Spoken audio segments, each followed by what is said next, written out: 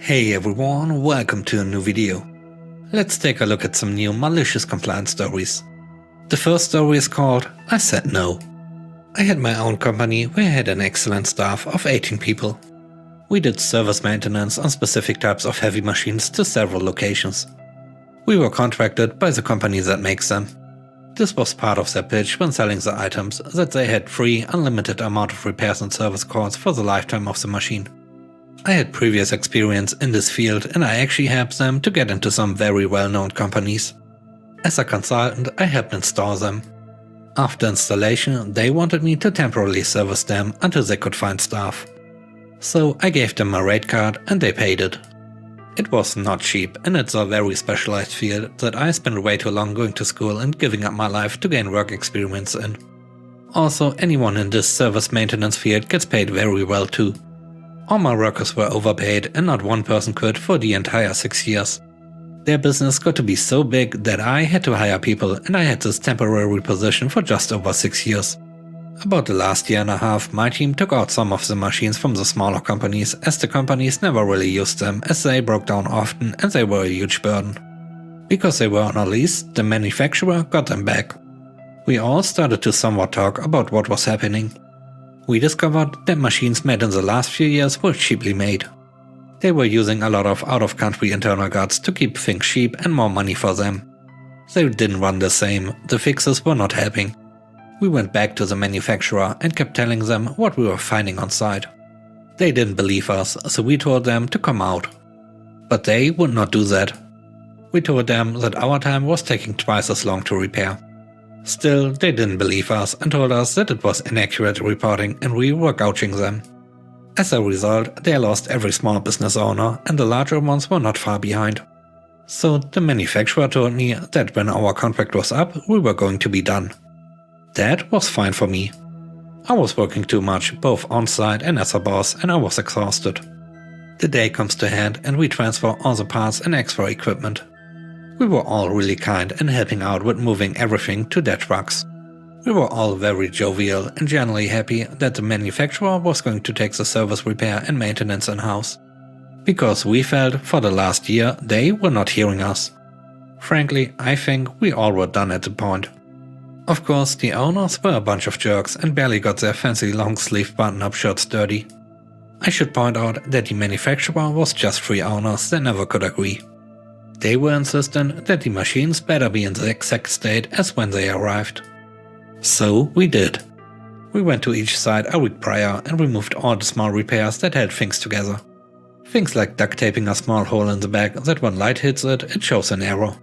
Since they didn't believe us that we had to do these small little things to hold the machines together, we just removed it and let them figure it out themselves. We cleaned out everything we did that kept the machines running and left. We wiped our hands up with them and had a goodbye party that lasted all weekend. It was so much fun and I enjoyed putting it together. About 2 weeks later I get a call from one of the owners. He whined to me that they couldn't keep their in-house staff on site because repairs were taking too long. They were confused, tired and they were refusing to do that much work. Every machine had a problem that they couldn't resolve in time, so our customers were complaining. They asked me, just me, back to work for them. He offered me minimum wage. After laughing for way too long, I said no. About 7 months later, he called me and begged me to help. All the major companies except for one are backing out and they want to rid themselves of the lease. He wants me to help him hold on to this last company. One of the things they did is that they started to charge for service calls, which were free and unlimited prior. No one is happy with them at all. I said no.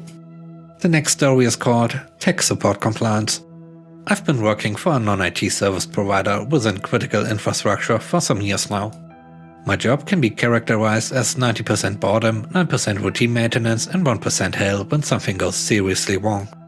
Then you have to suddenly fix a serious problem as fast as possible without affecting other systems negatively, with users and supervisors breathing down your neck as if that would make it any faster or better. Any malfunctioning or error reported by any of the systems has to be documented within a special reporting system. This is both for documentation purposes and to create tickets for the developers and product owners that they might have a problem. Every entry within this reporting system creates a paper trail and automatically generates emails.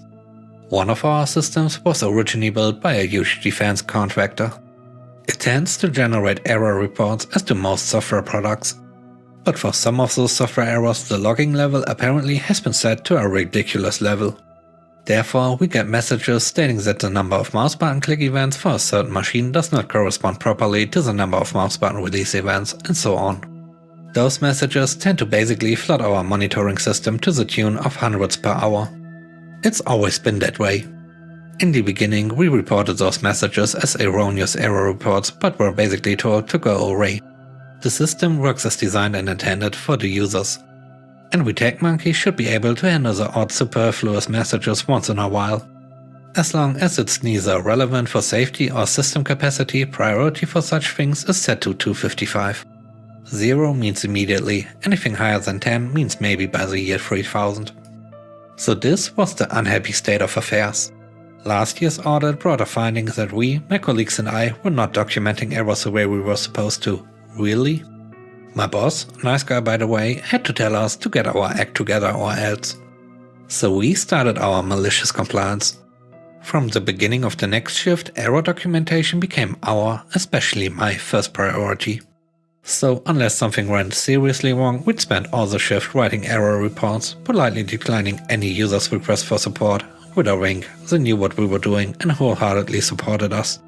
But just writing these reports manually was not enough, as manual reports would take a few minutes each.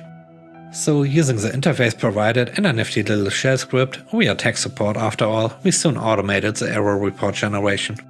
This way we generate 2,000 to 3,000 error reports per day. It didn't take long for the devs and product owners to see the error of the race. We were promised a fix for those erroneous error messages with the next software patch, 6 months away, and they delivered. And they even asked ever so nicely if there was anything else we'd like included in that software patch. The last story is called Be Careful What You Wish For. This is an ongoing story with a friend of mine who is going through hell with her ex, who is the father of her 4 children. She stayed with her ex for 10 years, primarily out of manipulation and control. She didn't recognize it as such back then, but her eyes were finally open to the way she was being treated that she was able to leave the relationship for good. However, with 4 children involved, she has the unfortunate task of remaining in contact with him. After the split, they went before a judge to determine custody, visitation rights and child support requirements. The children were to remain in her care as sole custody, though the father could have them visit him every other weekend and, with her permission, could have the children stay overnight. He is required to pay an undisclosed amount of child support, which is typical in any custodial arrangement. For the past 2 years, the father has shown little interest in the children. But he kept using tactics of manipulation to enforce visitation, which he begrudgingly went along with. He lives an hour and a half away. And when he requested to see the children, she would make the 3-hour trip to drop them off and then make the 3-hour trip to pick them up. Often he would only allow 1 or 2 of the children visitation. So this often left the remaining children feeling unloved or unwanted by him. His sole reason for requesting visitation was to create problems for her, and her children suffered as a result. While they were in his care, he often could not provide for them and instead relied upon his mother to feed them and shelter them. 2 weeks ago, he decided to start harassing her, insulting her, claiming she was a negligent parent and sending child welfare services to investigate her. She is far from negligent, spends every non-working minute with her children, ensures they are fed, clothed and all their needs met. She frequently takes them to the lake or out to ice cream or on little adventures.